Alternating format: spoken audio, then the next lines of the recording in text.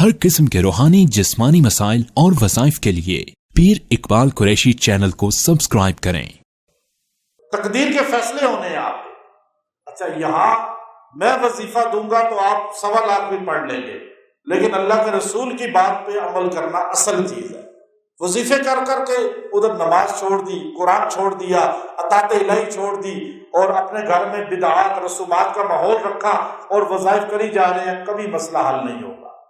آپ اپنے مسائل کو حل کرنا چاہتے ہیں، نبی کریم علیہ السلام کی اتباع پر آ جائیں۔ حضور نے فرمایا، شعب الایمان حدیث کی کتاب، ابن ماجہ حدیث کی کتاب، 2 کتابوں کے اندر سیدنا علی رضی اللہ تعالیٰ عنہ کی روایت موجود ہے۔ آپ راوی ہیں، آپ حدیث ارشاد فرما رہے ہیں، فرمایا کہ نبی کریم علیہ السلام نے فرمایا، اے ایمان والو، شب برات کی رات آئی ہے تم پر، اس رات کو تم کھڑے ہو جاؤ، عبادت کرو، دن کو روزہ رکھو۔ یہ حدیث صحیح ابن ماجہ سیاہ ستہ کے اندر، شعب الایمان کے اندر، شیر خدا علی المرتضی رضی اللہ تعالیٰ سے روایت۔ اب اس کی رات کو عبادت کرنا، دن کو روزہ رکھنا، یہ سنت ہے، لیکن فرض واجب سنت موقدہ نہیں ہے۔ کوئی رکھ لے اچھی بات، نہ رکھے اس پہ گرفت نہیں۔ جو رات کو جاگ لے اچھی بات، نہ جاگے گرفت نہیں۔ کہ یہاں لوگوں کا کیا حال ہے کہ اپنی ساری عبادت ضائع کر دیتے ہیں۔ صبح آنکھیں مل رہے ہوتے ہیں سارے، مرد عورتوں کی عجیب حالت ہوتی ہے کہ کیا ہوا آپ کو، کہتے ہیں جی بس پوری رات جاگتے رہے ہیں، بس یہ کہتے ہی ساری عبادت ضائع۔ ذرا دکھلاوا آ گیا، عبادت ضائع۔ صحابہ اکرام رضوان اللہ تعالی علیہم اجمعین اور حضور علیہ السلام کا یہ طریقہ نہیں تھا۔ آپ یہ راتوں کو اس طرح نہیں کرتے تھے کہ جاگ رہے اور ایک رات جاگ کے، یہ بھی سنت نہیں ہے۔ حضور علیہ السلام دیکھیے معصوم نبی ہیں، امام الانبیاء ہیں، اور آپ پوری زندگی تہجد میں زیادہ سے زیادہ کتنی رکعت نماز پڑھی ہے آپ نے؟ 8 رکعت۔ 100 رکعت تو دور کی بات ہے، 20 بھی آپ نے کبھی نہیں پڑھی، لیکن وہ خالص 8 رکعتیں پڑھی ہیں کہ آپ کا ایک ایک سجدہ پوری رات گزر جاتی تھی، آپ کا رکوع پہ پوری رات گزر جاتی تھی۔ اور ہماری ٹھک ٹھک والی نماز ہے، اور 100 200 500 کے چکروں میں پڑے ہوئے۔ اللہ کوالٹی دیکھتا ہے، کوانٹٹی نہیں دیکھتا۔ ہم تو ذکر میں بھی جو ہے نا تعداد کو سامنے رکھتے ہیں، میں نے 10,000 بار پڑھ لی ہے، کوئی کہے جی میں نے 100 بار پڑھا ہے تو ہم اسے حقیر سمجھتے ہیں۔ کلمہ طیبہ بھائی آہستہ آہستہ آرام سکون سے آپ 100 بار پڑھ لیں، اس کا جو فائدہ ہوگا وہ 10,000 میں نہیں ہوگا۔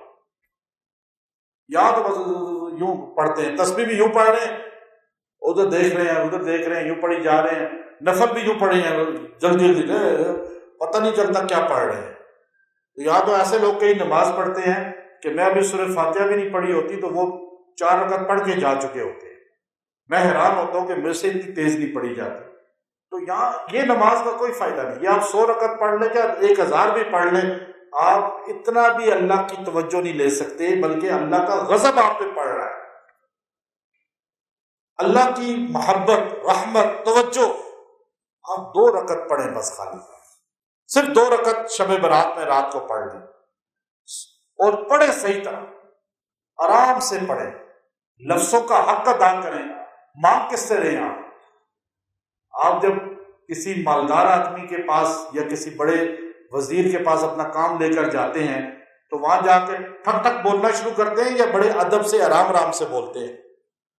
کیسے آرام آرام سے لقب لگاتے ہیں اس کے، حضرت آپ تو یہ ہیں، آپ وہ ہیں، اور اللہ کے سامنے یہ ٹھک ٹھک ٹھک بولی جا رہے ہیں، پتہ ہی نہیں کیا بول رہا ہوں، الفاظ بھی نہیں پتہ، اور پھر کہتے ہیں جی اللہ نے میرا مسئلہ حل نہیں کیا۔ اللہ تو پیار ہی نہیں کرتا بندوں سے۔ مانگنے کا طریقہ تو سیکھو۔ مولانا عبداللہ درخواستی رحمۃ اللہ علیہ جب مولانا حق نواز جھنگوی رحمۃ اللہ علیہ کے جنازہ پڑھانے آئے تو روک دیا گیا ان کو، تو گاڑی کرفیو لگا تھا، تو آپ نے شیشہ نیچے کر کے جو ڈی سی تھا اس کو کہا کہ آج روکنا نہیں، ورنہ اسم اعظم اللہ نے دیا ہوا تھا آپ کو، کہ میں ایک بار پڑھ کے بد دعا کر دوں گا تم سارے ختم ہو جاؤ۔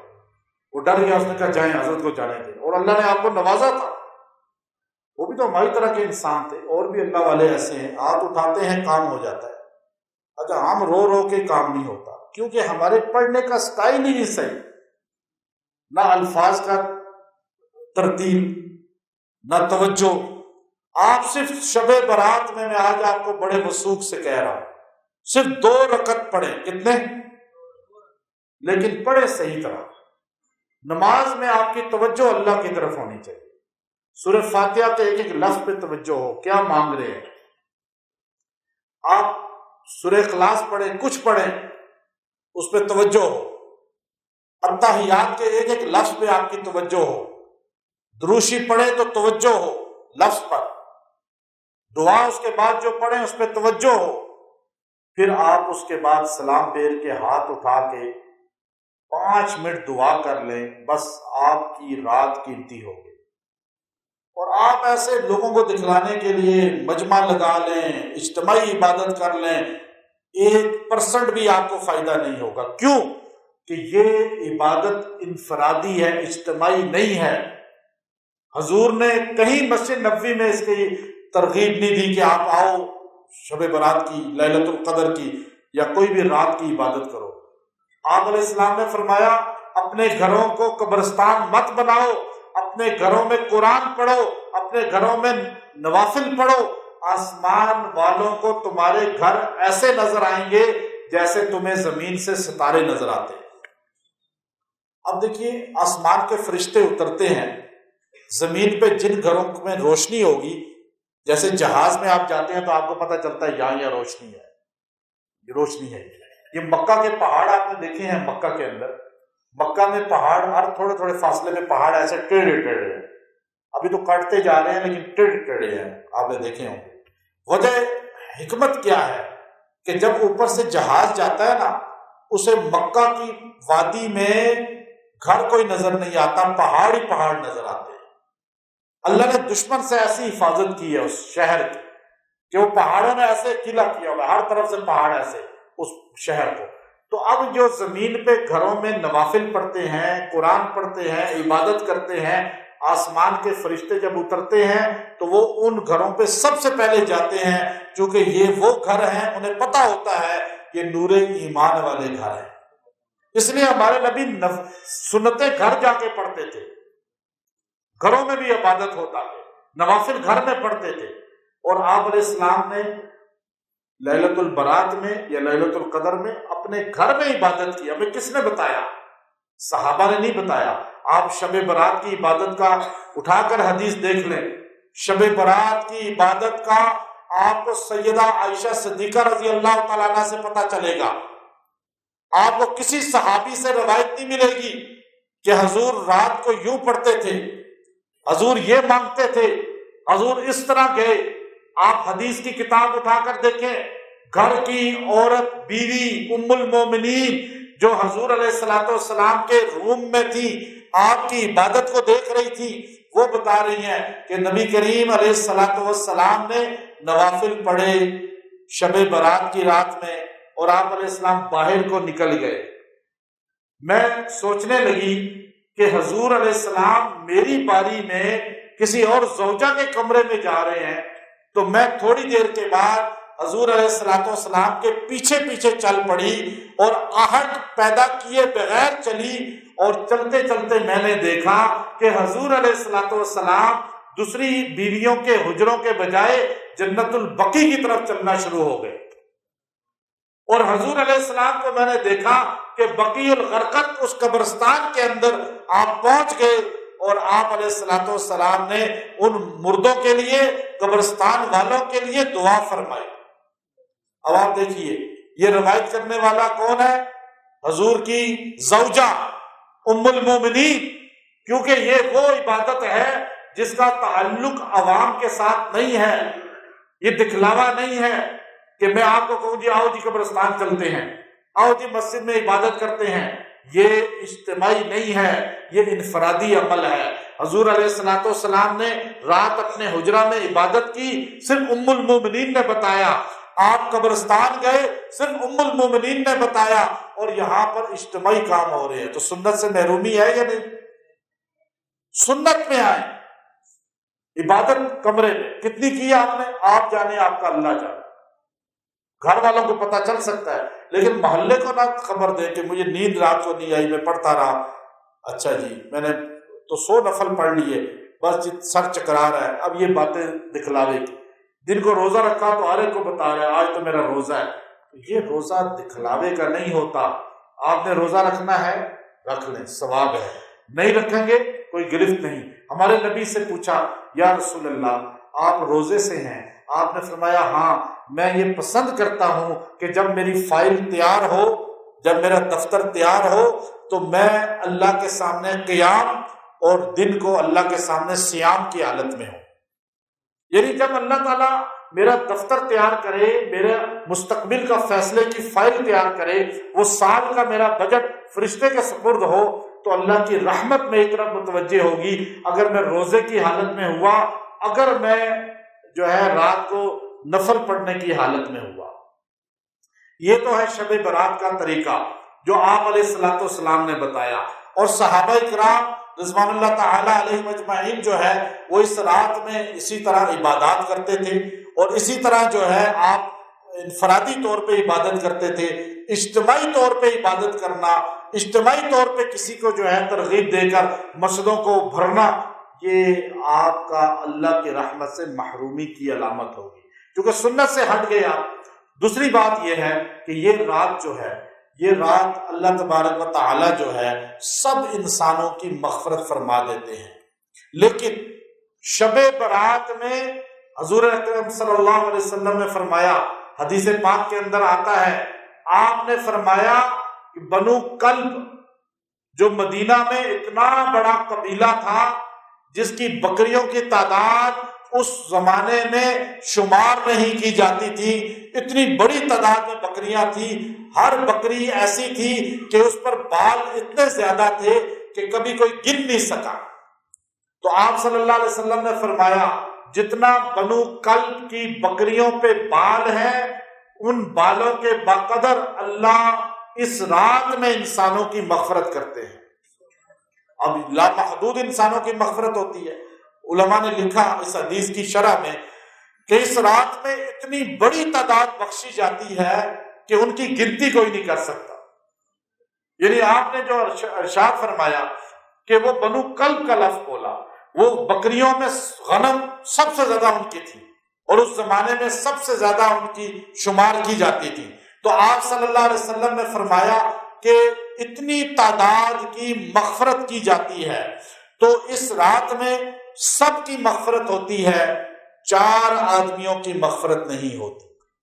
4 آدمی مغفرت سے محروم ہو جاتے ہیں، اور یہ ایسی رات ہے اللہ خود فرماتے ہیں حل من مستغفر، ہے کوئی مجھ سے استغفار کرنے والا، ہے کوئی مجھ سے رزق لینے والا، ہے کوئی مجھ سے تعلق جوڑنے والا۔ اب اللہ خود آسمان دنیا پہ اعلان فرما رہے ہیں، توجہ فرما رہے ہیں، بلا رہے ہیں، لیکن 4 آدمی محروم ہو گئے۔ پہلا مشرک، شرک کرنے والا اس رات میں نہیں بخشا جائے گا۔ ایک شرک وہ ہے جو بت کے آگے کیا جاتا ہے، ایک شرک وہ ہے جو آج انسان درختوں قبروں کے آگے کر رہے ہیں اور عقیدہ شرک والا بنا رہے ہیں۔ اس لیے اپنی زندگی سے ہر شرک کو ختم کریں، اللہ کی توحید کو اتنا مضبوط کر لیں کہ آپ کو کوئی آدمی گمراہ نہ کر سکے۔ شرک کرنے والے کی اس رات میں بخشش نہیں ہوگی۔ آج آپ دیکھیے ہمارا مسلمان ہے قبروں پہ سجدے کر رہا ہے نہیں کر رہا، ہمارا مسلمان ہے درختوں کو سجدے کر رہا ہے، ہمارا مسلمان ہے وہ قبروں پہ جا کر رکوع کر رہا ہے، پتھروں کو چوم رہا ہے۔ یہ سب چیزیں شرعاً جائز ہیں یا ناجائز ہیں؟ سارے بتائیں۔ یہ شرک ہے، اور یہ شرک کرنے والا توبہ کر لے کہ میں شب برات سے پہلے توبہ کرتا ہوں، آج کے بعد کسی قبر کو سجدہ نہیں کروں گا، کسی درخت کو سجدہ نہیں کروں گا، کسی بندے کو رکوع کی طرح نہیں جھک کے ملوں گا، اور کسی پتھر کو رکوع کی شکل میں قبر سے نہیں چوموں گا۔ یہ حرام ہے، اس رات میں اس کی بخشش نہیں ہوگی، اس میں کوئی مسلک کی بات ہی نہیں ہے، یہ تو قرآن حدیث کی بات ہے۔ پھر دوسرا بندہ جو ماں باپ کا نافرمان ہے، ماں باپ کی توہین کرنے والا ہے، نافرمانی کرنے والا ہے، ماں باپ کو ناراض کرنے والا ہے، جس سے ماں ناراض ہے، باپ ناراض ہے یا ناراض دنیا سے چلے گئے، یہ توبہ کر لے۔ فوت ہو چکے ہیں، صدقہ خیرات کرے ان کے لیے، اگر زندہ ہے جا کے پیر پکڑ کے توبہ کر لے، معافی مانگ لے۔ ایک آدمی جس نے ماں باپ کو راضی نہیں کیا اور مر گیا، اللہ کے ہاں بخشش نہیں ہوگی۔ اس لیے حدیث رمضان میں حضور نے اس کو ہی بددعا دی ہے۔ تو تیسرا، اس رات میں شراب پینے والے کی بخشش نہیں ہوتی۔ آج شراب کا ماحول عام ہے، یہاں اس مورگا کی بستیوں میں اندر چلے جائیں، شراب آپ کو بکتی ہوئی ملے گی۔